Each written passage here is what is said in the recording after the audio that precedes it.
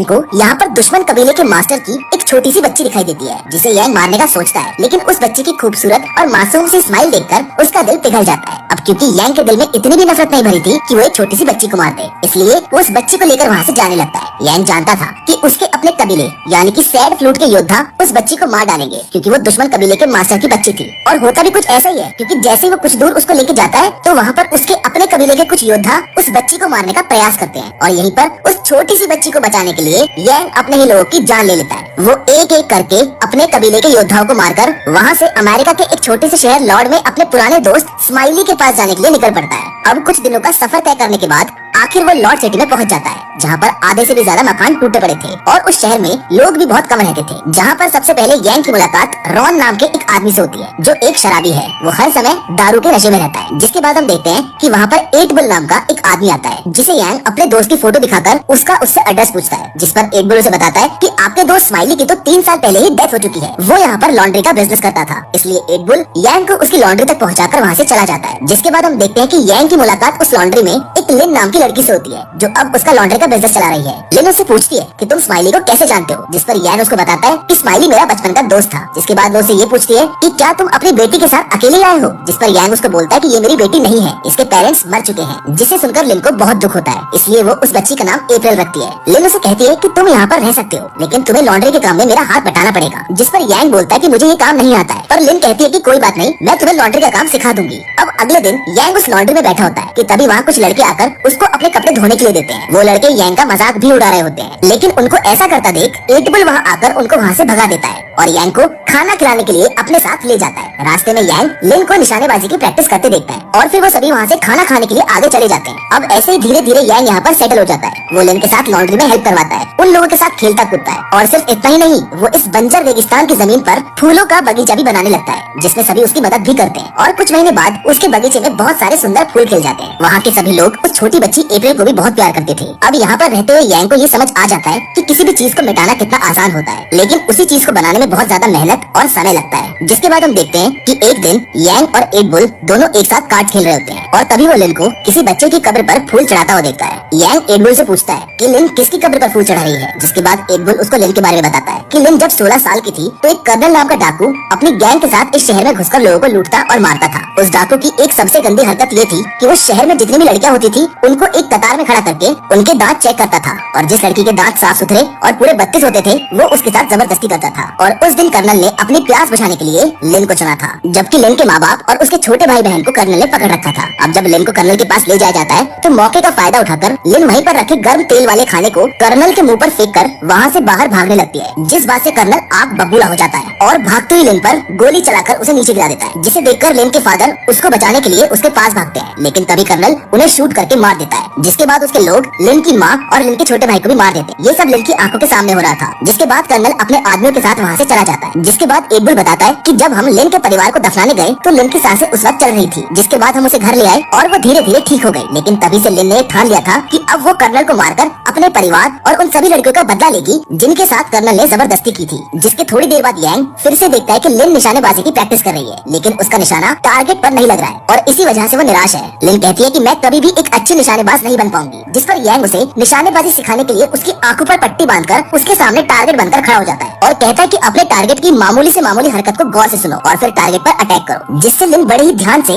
अपने टारगेट यानी कि यांग पर अटैक करती है। लिन देखती है कि उसका हर एक निशाना सही लगा है, जिसके बाद वो काफी खुश हो जाती है और यांग के पास जाकर उसका शुक्रिया करती है, क्योंकि जिस चीज को वो काफी समय से करने की कोशिश कर रही थी वो यांग ने उसे चंद मिनटों में ही सिखा दिया था। उसी रात लिन यांग को ये भी बताती है कि स्माइली ने मुझे तुम्हारे बारे में बता दिया था कि तुम सैड फ्लूट कबीले के योद्धा हो और एक दिन तुम यहाँ पर जरूर आओगे। वो पूछती है कि आखिर तुम सैड फ्लूट कबीले में शामिल क्यों हुए। जिस पर यांग बताता है कि बचपन में एक दिन जब मैं अपने पिता के साथ हमारे खेत में काम कर रहा था तब वहाँ पर एक कबीले का योद्धा आया और सिर्फ उसने अपनी तलवार की धार को चेक करने के लिए मेरे पिता की मेरी आंखों के सामने ही गर्दन धड़ से अलग कर दी, जिसको देखकर मैंने उसी दिन ये प्रण कर लिया था कि मैं इस दुनिया का सबसे ताकतवर योद्धा बनूंगा। जिसके बाद यांग लिन को अपनी तलवार दिखाता है। यहाँ पर यांग अप्रैल के बारे में भी सब सच बता देता है और कहता है कि अगर मैंने इस तलवार को मैदान से बाहर निकाला तो इस तलवार से मैंने जितने भी लोगों को मारा है उन सभी की रूहें रोने लगेंगी, जिनकी आवाज सुनकर मेरे अपने कबीले यानी कि सैड फ्लूट के योद्धा यहाँ पर अप्रैल को मारने के लिए आ जाएंगे। जिसके बाद यांग लिन को कई दिनों तक तलवारबाजी भी सिखाता है और फिर क्रिसमस का दिन आता है जिसे ये लोग बहुत ही खुशी से नाचते गाते हुए बना रहे होते हैं। लेकिन तभी कर्नल अपने आदमियों के साथ वहाँ पर आकर उन लोगों पर अत्याचार करने लगता है। वो लोग जोकर बने हुए आदमी के सर पर पानी की बाल्टी रखकर उस बाल्टी पर शूट करते हैं, जिसके बाद कर्नल उसके सर पर एक ड्रिंक के ग्लास को रख देता है और जैसे ही वो उस ग्लास पर शूट करने लगता है तभी वहाँ पर रॉन नशे की हालत में आ जाता है, जो पहले तो उस ड्रिंक को पीता है और फिर कर्नल का मजाक उड़ाने लगता है, जिससे कर्नल को काफी गुस्सा आता है। वो अपने एक आदमी को कहता है कि जाओ और इसको घोड़े के पीछे बांधकर घसीटो, जिसके बाद कर्नल शहर की सभी लड़कियों को एक कतार में खड़ा करके उनके दांत चेक करने लगता है और इसी दौरान उसे एक औरत के दांत साफ सुथरे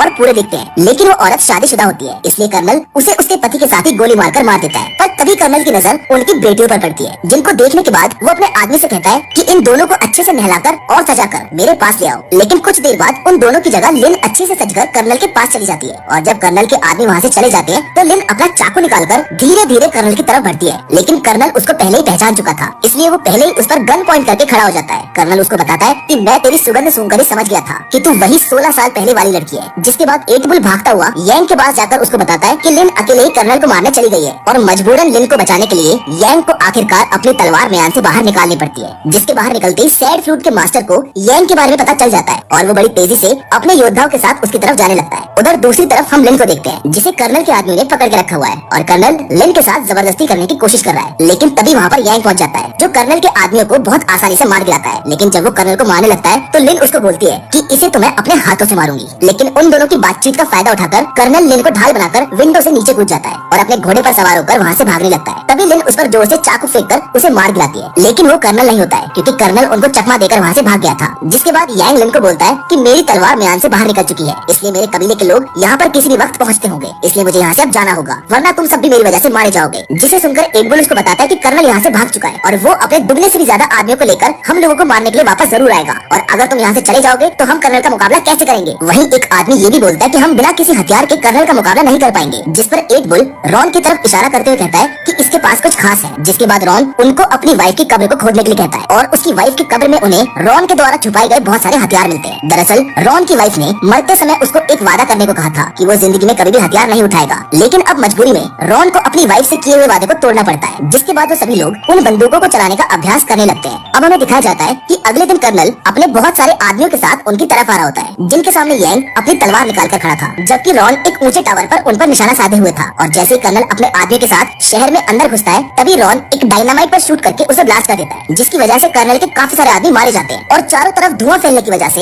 यांग कर्नल के आदमियों को मारने लगता है। वहीं रॉन भी कर्नल के आदमियों को शूट कर रहा होता है, जिसके बाद कर्नल अपने आदमियों को रॉन को मारने के लिए टावर पर भेजता है, लेकिन रॉन पहले ही रस्सी के सहारे से उस टावर से नीचे उतर जाता है। जिसके बाद एक बार फिर से डायनामाइट ब्लास्ट होने की वजह से कर्नल के कुछ आदमी मारे जाते हैं और इसी बीच अब वहाँ पर सैड फ्लूट का मास्टर सैड फ्लूट के योद्धाओं के साथ वहाँ पर एंट्री लेता है, जिन्हें देखकर सभी डर जाते हैं। यांग लिन और एटबुल से बोलता है कि तुम दोनों अप्रैल को कहीं महफूज जगह पर ले जाओ। जिसके बाद सैड फ्लूट के लोग उन लोगों पर हमला कर देते हैं। वहीं कर्नल के लोग भी अब शहर के लोगों के साथ मिलकर सैड फ्लूट के योद्धाओं को शूट कर रहे हैं, लेकिन सैड फ्लूट के योद्धा बहुत तेज हैं। वो कर्नल के लोगों को अपनी तेज तर्रार तलवारों से काट रहे हैं। जिसके बाद हम देखते हैं कि सैड फ्लूट के योद्धा अप्रैल को मारने के लिए उनके पीछे भागते हैं, जिनको देखकर यांग भी लिन और अप्रैल को बचाने के लिए उनके पीछे आता है। यांग अपने ही कबीले के योद्धाओं से लड़ता है और एक एक करके उन्हें मार रहा होता है। यांग को इस तरह से लड़ता देख सैड फ्लूट का मास्टर उस पर बहुत ज्यादा गुस्सा होता है। जिसके बाद यांग और लिन अप्रैल को बचाने के लिए एक घर में छुपने की कोशिश करते हैं, लेकिन वहाँ पर भी सैड फ्लूट के लोग आकर यांग से लड़ने लगते हैं। ये देखकर लिन एटबुल को अप्रैल को पकड़ाकर कहती है कि अप्रैल को यहाँ से किसी सुरक्षित जगह पर ले जाओ। जिसके बाद वो खुद भी तलवार उठाकर सैड फ्लूट के योद्धाओं से लड़ने लगती है। जिसके बाद वो दोनों जब सैड फ्लूट के योद्धाओं को मारकर उस घर से बाहर आते हैं तो वो देखते हैं कि एटबुल घायल है। एटबुल उन्हें बताता है कि कर्नल उसे अप्रैल को छीनकर ले गया और इतना कहते ही एटबुल दम तोड़ देता है। वहीं दूसरी साइड कर्नल अप्रैल को उठाए एक घर में घुसकर अपने आदमियों को बाहर उसकी सुरक्षा के लिए तैनात कर देता है, क्योंकि कर्नल जानता था कि सैड फ्लूट के लोग उसे यहाँ पर मारने जरूर आएंगे और होता भी ऐसा ही है। लेकिन कर्नल के लोग ऑटोमेटिक मशीन गन से सैड फ्लूट के योद्धाओं को मारने लगते हैं, लेकिन तभी वहाँ पर लाइट ऑफ हो जाती है, जिसका फायदा उठाकर यांग कर्नल के सभी आदमियों को मार देता है और रूम में कर्नल के पास आ जाता है, जहाँ कर्नल ने